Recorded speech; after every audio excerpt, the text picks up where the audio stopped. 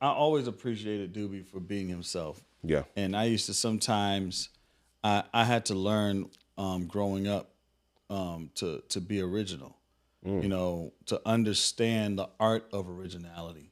that's good. Every artist, every producer don't understand that. Mm, So I'm saying, so I realize with Dude, he's staying true to himself, and he's always been true to himself, no matter what it is. yeah. It's what the Lord gives him Hmm. that, and you would hope that people get it. Yeah. And it sucks that there's an industry full of people who just are in the music industry and are not musical, and they don't get it. Yeah. These people are pushing agendas of music that everybody knows is trash. Yeah. I But mean, they just don't keep y'all don't churning look it at me out. crazy because I said it, because Rob Glasper said it on his record Yeah. a few times. A lot of stuff that's out here that's being force fed through the media, that's being force fed through the radio stations, the people who got the money, Yeah. the folk at the top, they're pushing some of the music they're pushing is whack. It's Yeah. trash. Yeah. It's It just really is. And then you have the ones like Doobie and other great artists yeah. that are still out here. They're considering them underground artists, and it's like, well, how is he underground when everybody in the industry or everybody that's at the top of these record labels swear by him? Exactly. Where did we go wrong? Right. Where they swear by the Doobie Powells and Come on. the Dion Kippings, Come and on. and I shouting out some cats that I know personally that are doing great things, and they write their own music, they Yeah. arrange their own music, and yet it's like it's so hard for them to get Yeah. To get the on. That's a whole nother, that conversation I can park there and take a little detour too on that. But it's just crazy that's because you're crazy. like, yo, where are we going wrong? Where these people actually know who these guys are, Yeah. and but yet, they're not in the same rotation. You know what I'm Mm-hmm. saying? Like what happened to the old days where people actually, the people who actually had, talent, Mm-hmm. you know, they would hear their music and they would want it on the radio stations. Yeah. I want this played on my radio On my radio station. station. I want this in the rotation. I want blah blah blah. It's just not the same anymore. No, it's all like you said, It's all commercially driven. politics. And speaking of influence and how things influence, I think it's a good space to switch into talking about your family's impact and influence. I don't think because we're digging in and working on some stuff. We got some stuff coming in that we're working on. We got a couple of Project X's that we're working on Mm-hmm. that I'm gonna show some stuff in the near future coming soon. We're not gonna dig Okay, too deep into that, but we got some let's stuff go. we're working on. But being able to sit in the studio when I came to Connecticut was several months ago, and being able to sit in the studio with you and Doobie and Billy and all of y'all guys to be able to tell us these stories, Mm. these amazing stories about your dad and how, I mean, what wood, brass, and steel Oh and yeah, all man. of that stuff and the influence. Because you was telling me, I think you was telling a story about Kirk, how when you met Kirk for the first time, and then I think he said your name. You said your name. I think he said because he said he knew your pops. Was that Kirk Franklin? Was it Kirk or was it Kirk Carr? It was somebody. Kurt Carr. Oh, Kurt Carr was a member of our church. That's what it was. It was Kirk Carr, Yeah, not Kirk Kurt Franklin. So it was Kurt Kirk. Carr. Yep, Yeah, he was a member of our church that's when I was a crazy. baby. He was the piano player, That's crazy, and bro. my uncle Ivan was the Ivan Powell. organist. We'll talk about The him in a late second. great Ivan Powell, and Doobie was the drummer. Yeah, Billy was the junior drummer, and I was a baby in a car seat. bro. So, Kirk Carr was. That's what I'm saying. I don't think people understand. I know there's people hmm that know that study y'all that know that, hmm but I don't think that Gen Pop understands hmm the impact that you guys had in Connecticut and how it is that branched out, that stems. stemmed out. I mean, because Yeah, y'all was we telling a have. story. His got his hmm start Hedge used to come and train. Bishop Hedge used to come and train my dad's choir before before people he was really like knew who he was. he was just a choir James director doing Hall worship. used to James, bring worship and praise up before people really knew who he was, before he dang, had a hit. you had all those people. Was it Donnie McClurkin? You said, Donnie was cool with my pops for years.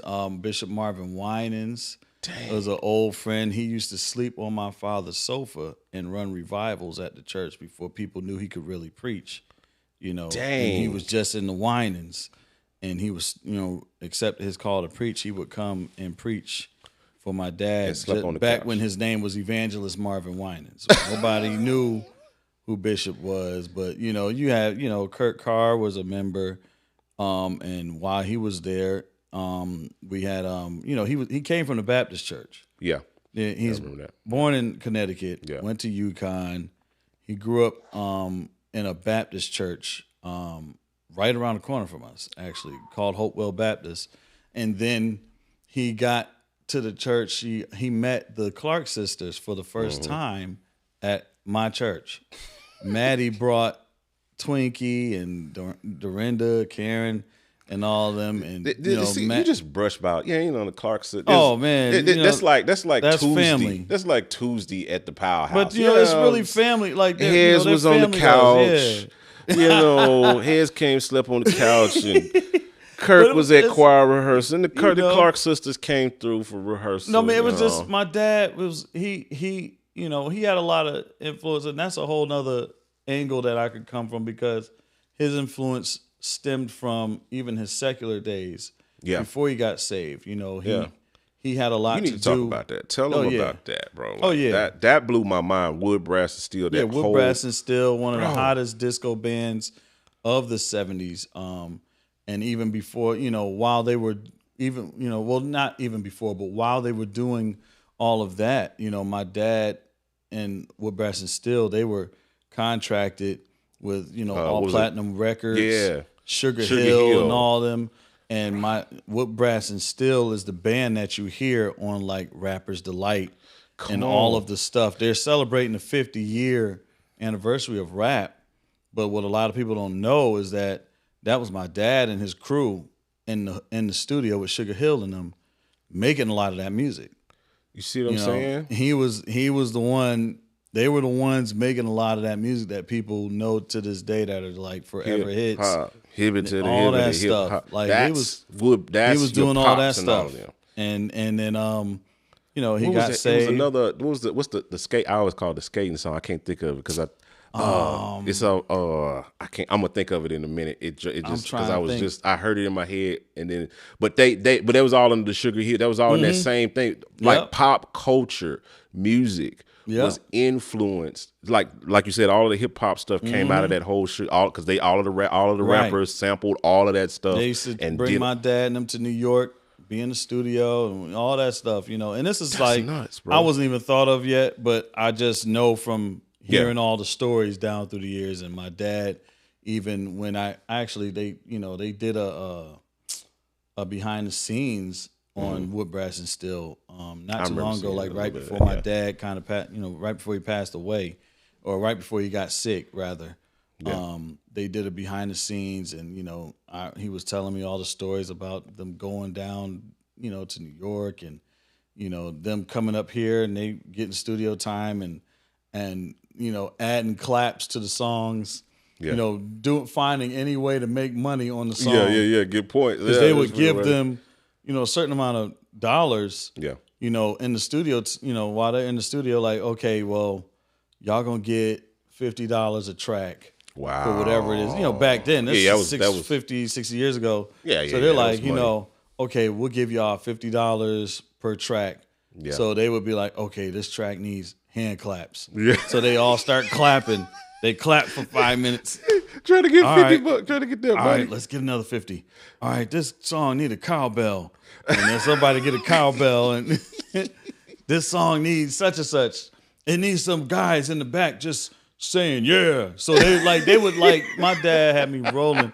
They would do all that stuff on the old rap music, and then he got saved, and he turned from that, and he didn't look back, and that's crazy. He started from there, came the Gospel Truth. Yep. And the Gospel Truth, the late Matty Moss Clark would bring them to Detroit to Bailey Cathedral, and that's where Donald Lawrence heard the gospel truth for the first time, and he was just like, and wow, he was like, oh my God. And I remember him telling me the story. He was like, man, I heard them, and I looked at my singers and was like, we gotta go on after them.